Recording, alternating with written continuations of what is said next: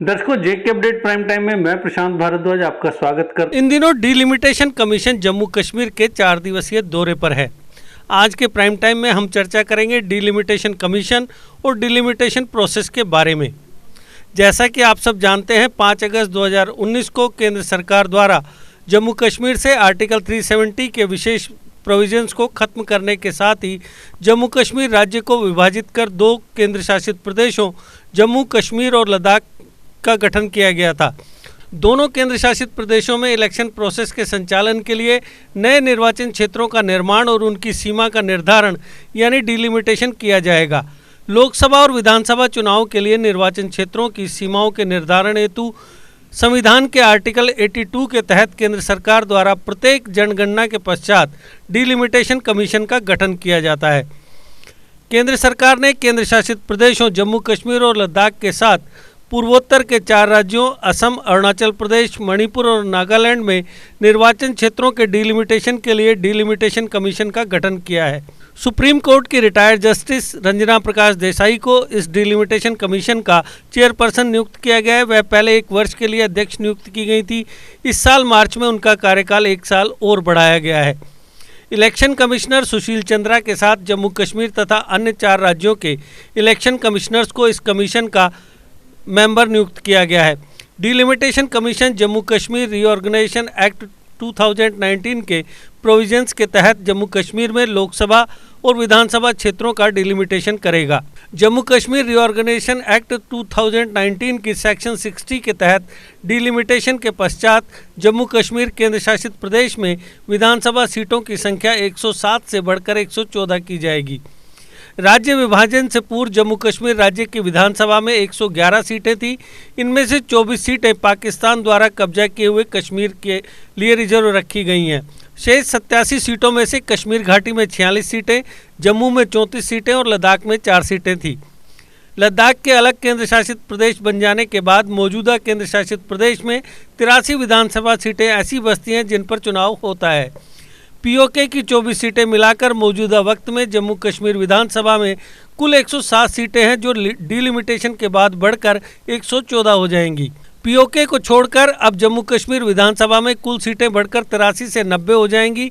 जम्मू कश्मीर में आखिरी बार डिलिमिटेशन 1995 में हुआ था। राज्य के पुनर्गठन के बाद जम्मू कश्मीर में लोकसभा की 5 सीटें हैं और लद्दाख में मात्र 1 सीट है। देश में पिछली और आखिरी बार 2008 में डिलिमिटेशन कमीशन एक्ट 2002 के तहत निर्वाचन क्षेत्रों की सीमाओं का पुनर्निर्धारण किया गया था, परंतु असम, अरुणाचल प्रदेश, मणिपुर और नागालैंड में अशांति एवं सामाजिक सौहार्द बिगड़ने के डर से 2008 में डिलिमिटेशन नहीं किया गया था। 28 फरवरी 2020 को केंद्र सरकार द्वारा असम, अरुणाचल प्रदेश, मणिपुर और नागालैंड में डिलिमिटेशन को पोस्टपोन करने वाले अपने नोटिस को रद्द कर दिया गया था। सरकार के आदेश के बाद अब इन राज्यों में डिलिमिटेशन कमीशन एक्ट 2002 के तहत डिलिमिटेशन प्रोसेस पूरी की जाएगी। डिलिमिटेशन का मतलब है किसी राज्य में विधानसभा और लोकसभा चुनावों के लिए निर्वाचन क्षेत्र की सीमाओं का निर्धारण करना। डिलिमिटेशन प्रोसेस में ज़्यादातर लोकसभा या विधानसभा की सीटों में बिना कोई परिवर्तन किए उनकी सीमाओं का पुनर्निर्धारण किया जाता है। डिलिमिटेशन का मकसद वक्त के साथ जनसंख्या में हुए बदलाव के बाद भी सभी नागरिकों के लिए समान प्रतिनिधित्व को सुनिश्चित करना है। जनसंख्या के आधार पर निर्वाचन क्षेत्रों का उचित विभाजन करना, जिससे प्रत्येक वर्ग के नागरिकों को प्रतिनिधित्व का समान अवसर प्रदान किया जा सके। शेड्यूल कास्ट और शेड्यूल ट्राइब कम्युनिटी के लोगों के हितों की रक्षा के लिए रिजर्व सीटों का निर्धारण भी डिलिमिटेशन प्रोसेस के तहत ही किया जाता है। डिलिमिटेशन कमीशन को बाउंड्री कमीशन के नाम से भी जाना जाता है। प्रत्येक जनगणना के बाद भारत की संसद द्वारा संविधान के आर्टिकल 82 के तहत एक डिलिमिटेशन एक्ट लागू किया जाता है। डिलिमिटेशन एक्ट के लागू होने के बाद राष्ट्रपति द्वारा डिलिमिटेशन कमीशन की नियुक्ति की जाती है और ये संस्था या निकाय इलेक्शन कमीशन के साथ मिलकर काम करता है। डिलिमिटेशन कमीशन की अध्यक्षता सुप्रीम कोर्ट के एक रिटायर्ड जस्टिस द्वारा की जाती है। इसके अतिरिक्त इस कमीशन में कुछ मेंबर्स शामिल होते हैं, जिनमें चीफ इलेक्शन कमिश्नर या चीफ इलेक्शन कमिश्नर द्वारा नॉमिनेटेड कोई इलेक्शन कमिश्नर, संबंधित राज्यों के इलेक्शन कमिश्नर एसोसिएट मेंबर्स के तौर पर कमीशन डिलिमिटेशन प्रोसेस के क्रियान्वयन के लिए प्रत्येक राज्य से 10 मेंबर्स की नियुक्ति कर सकता है, जिनमें से 5 लोकसभा के सदस्य तथा 5 संबंधित राज्य की विधानसभा के सदस्य होते हैं। एसोसिएट मेंबर्स को लोकसभा स्पीकर तथा संबंधित राज्यों के विधानसभा स्पीकर द्वारा नॉमिनेट किया जाता है। इसके अलावा डिलिमिटेशन कमीशन जरूरत पड़ने पर जिन अधिकारियों को बुला सकता है उनमें registrar general and census commissioner of India, the surveyor general of India, केंद्रीय या राज्य सरकार से कोई अन्य अधिकारी, ज्योग्राफिकल इंफॉर्मेशन सिस्टम का कोई एक्सपर्ट या कोई अन्य व्यक्ति जिसकी विशेषज्ञता या जानकारी से डिलिमिटेशन प्रोसेस में मदद मिल सके। डिलिमिटेशन कमीशन के कामों के बारे में बात करें तो डिलिमिटेशन कमीशन लोकसभा सदस्यों के चुनाव के लिए चुनावी क्षेत्रों की सीमा को निर्धारित करने का काम करता है। डिलिमिटेशन प्रोसेस में इस बात का ध्यान रखा जाता है कि राज्य में लोकसभा सीटों की संख्या और राज्य की आबादी का अनुपात पूरे देश में सभी राज्यों के लिए समान रहे। विधानसभा चुनाव के लिए निर्वाचन क्षेत्रों की सीमा का निर्धारण डिलिमिटेशन कमीशन द्वारा किया जाता है। विधानसभा निर्वाचन क्षेत्रों के डिलिमिटेशन के दौरान इस बात का ध्यान रखा जाता है कि राज्य के सभी चुनाव क्षेत्रों में विधानसभा सीटों की संख्या और क्षेत्र की आबादी का अनुपात समान रहे। इसके साथ ही यह भी सुनिश्चित किया जाता है कि एक विधानसभा निर्वाचन क्षेत्र सामान्यतः एक से अधिक जिलों में विस्तारित न हो।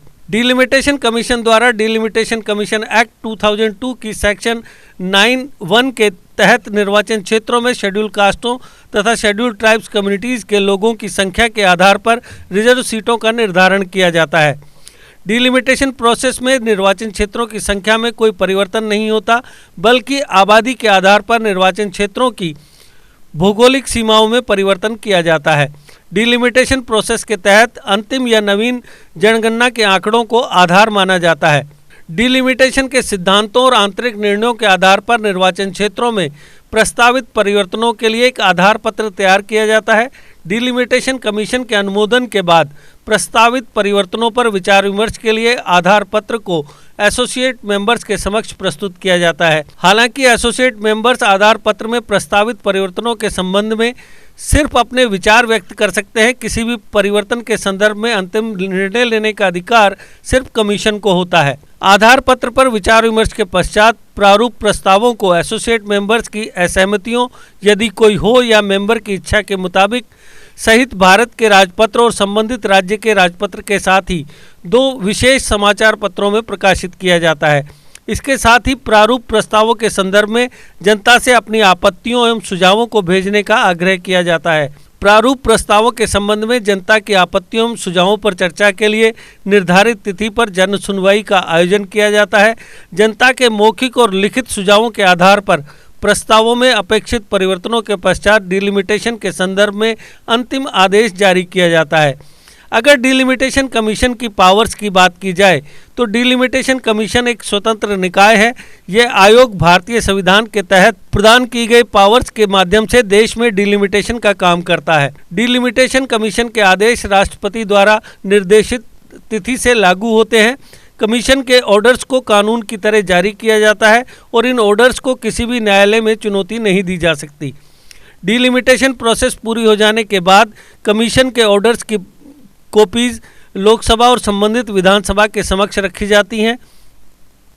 लोकसभा या विधानसभा को डिलिमिटेशन कमीशन के ऑर्डर्स में किसी भी प्रकार के संशोधन की इजाज़त नहीं होती है। आज़ादी के बाद से आज तक देश में 4 डिलिमिटेशन कमीशनों का गठन किया जा चुका है। डिलिमिटेशन एक्ट 1952 के तहत पहले डिलिमिटेशन कमीशन का गठन 1952 में किया गया था। दूसरे डिलिमिटेशन कमीशन का गठन डिलिमिटेशन कमीशन एक्ट 1962 के तहत 1963 में किया गया था। तीसरे डिलिमिटेशन कमीशन का गठन डिलिमिटेशन कमीशन एक्ट 1972 के तहत 1973 में किया गया था, जबकि चौथे डिलिमिटेशन कमीशन का गठन डिलिमिटेशन कमीशन एक्ट 2002 के तहत 2002 में किया गया था।